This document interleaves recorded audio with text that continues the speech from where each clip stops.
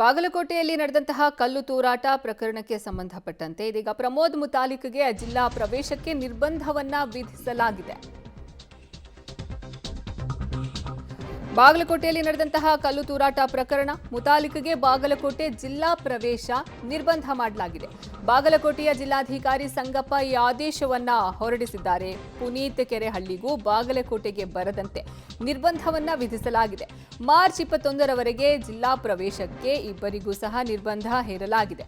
ನಿಷೇಧಾಜ್ಞೆಯ ಜಾರಿ ಹಿನ್ನೆಲೆಯಲ್ಲಿ ನಿರ್ಬಂಧವನ್ನ ಹೇರಿರೋದು. ಮುತಾಲಿಕ್ಗೆ ಬಾಗಲಕೋಟೆ ಜಿಲ್ಲಾ ಪ್ರವೇಶ ಇದೀಗ ಬಂದ್ ಆಗಿದೆ. ಬಾಗಲಕೋಟೆಯಲ್ಲಿ ಕಲ್ಲು ತೂರಾಟ ಪ್ರಕರಣ ನಡೆದಿತ್ತು. ಇನ್ನು ಅಲ್ಲಿ ಶಾಂತಿ ಕಾಪಾಡುವ ನಿಟ್ಟಿನಲ್ಲಿ ಅಲ್ಲಿನ ಜಿಲ್ಲಾಧಿಕಾರಿ ಈ ಆದೇಶವನ್ನು ಹೊರಡಿಸಿದ್ದಾರೆ. ಮುತಾಲಿಕ್ಗೆ ಬಾಗಲಕೋಟೆ ಜಿಲ್ಲಾ ಪ್ರವೇಶಕ್ಕೆ ಅಲ್ಲಿ ನಿರ್ಬಂಧವನ್ನ ಹೇರಲಾಗಿದೆ. ಜೊತೆಗೆ ಪುನೀತ್ ಕೆರೆಹಳ್ಳಿಗೂ ಸಹ ಬಾಗಲಕೋಟೆಗೆ ಬರದಂತೆ ನಿರ್ಬಂಧ ವಿಧಿಸಲಾಗಿದೆ. ಈ ಬಗ್ಗೆ ಹೆಚ್ಚಿನ ಮಾಹಿತಿ ನೀಡ್ತಾರೆ ನಮ್ಮ ಪ್ರತಿನಿಧಿ ರವಿ ಹಳ್ಳೂರು. ದೂರವಾಣಿ ಸಂಪರ್ಕದಲ್ಲಿ ಜಾಯ್ನ್ ಆಗ್ತಿದ್ದಾರೆ. ರವಿ, ಈಗ ಒಂದ್ ಕಡೆ ನಿಷೇಧಾಜ್ಞೆಯನ್ನ ಜಾರಿ ಮಾಡಿದ್ದಾರೆ, ಈಗ ಮತ್ತೊಂದು ಕಡೆ ಪ್ರಮೋದ್ ಮುತಾಲಿಕ್ ಮತ್ತು ಪುನೀತ್ ಕೆರೆಹಳ್ಳಿ ಇಬ್ಬರಿಗೂ ಸಹ ಪ್ರವೇಶಕ್ಕೆ ಜಿಲ್ಲಾ ಪ್ರವೇಶಕ್ಕೆ ನಿರ್ಬಂಧವನ್ನ ವಿಧಿಸಿರೋದು. ಏನೆಲ್ಲ ಡೀಟೇಲ್ಸ್ ಸಿಗ್ತಾ ಇದೆ? ಅರ್ಪಿತಾ, ಏನು ಈಗ ಕಲ್ಲು ತೂರಾಟ ಪ್ರಕರಣ ಆದ ನಂತರ ಬಾಗಲಕೋಟೆ ಪ್ರಕ್ಷುಬ್ಧ ವಾತಾವರಣ ನಿರ್ಮಾಣ ಆಗಿದೆ ಅಂತ ಹೇಳ್ಬೋದು. ಬೂದಿ ಮುಚ್ಚಿದ ಕೆಂಡದಂತಿರುವಂತ ಈ ವಾತಾವರಣವನ್ನ ಹೇಗಾದ್ರೂ ತಿಳಿ ಮಾಡಬೇಕು ಅನ್ನುವಂತ ಗೋಜಿಗೆ ಈಗಾಗಲೇ ಜಿಲ್ಲಾಡಳಿತ ಸಂಕಷ್ಟದ ಪರಿಸ್ಥಿತಿಯಲ್ಲಿ ಇರುವಂತದ್ದು. ಅಂದ್ರೆ ಒಂದು ಕಡೆ ಶಾಂತಿ ಸಭೆಗಳು ವಿಫಲವಾಗ್ತಾ ಇವೆ. ಅಂದ್ರೆ ಇವತ್ತಿನ ಶಾಂತಿ ಸಭೆಗೆ ಮುಸ್ಲಿಂ ಮುಖಂಡರು ಬಂದಿದ್ರು, ಆದ್ರೆ ನಿನ್ನೆಯ ಶಾಂತಿ ಸಭೆಗೆ ಅವರು ಗೈರಾಗಿದ್ರು.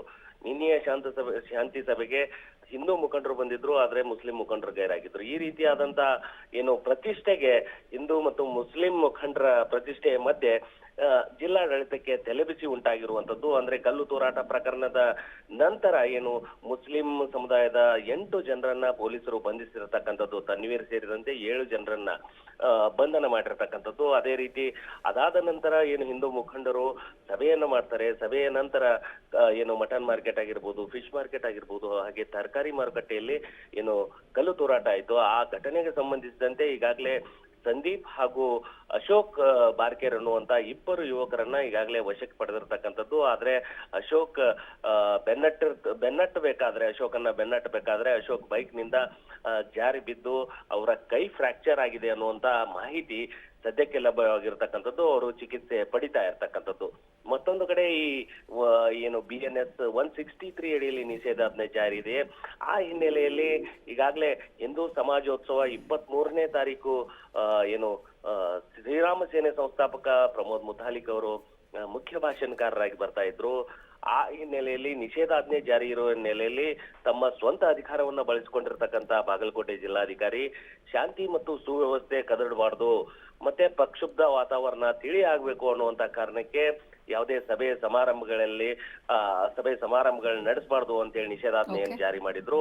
ಆ ಹಿನ್ನೆಲೆಯಲ್ಲಿ ಪ್ರಮೋದ್ ಮುತಾಲಿಕ್ ಅವರಿಗೆ ಮತ್ತು ಪುನೀತ್ ಕೆರೆಹಳ್ಳಿ ಅವರಿಗೆ ನಿರ್ಬಂಧವನ್ನ ಹೇರಿರ್ತಕ್ಕಂಥದ್ದು. ಅಂದ್ರೆ ಇಂದು ರಾತ್ರಿಯಿಂದ ಮಾರ್ಚ್ 21ರವರೆಗೆ ಅವರಿಗೆ ಜಿಲ್ಲೆಯ ಪ್ರವೇಶಕ್ಕೆ ನಿರ್ಬಂಧವನ್ನ ಹೇರಿರ್ತಕ್ಕಂಥದ್ದು. ಅರ್ಪಿತಾ, ಧನ್ಯವಾದ ರವಿ ನಿಮ್ಮೆಲ್ಲ ಮಾಹಿತಿಗಾಗಿ.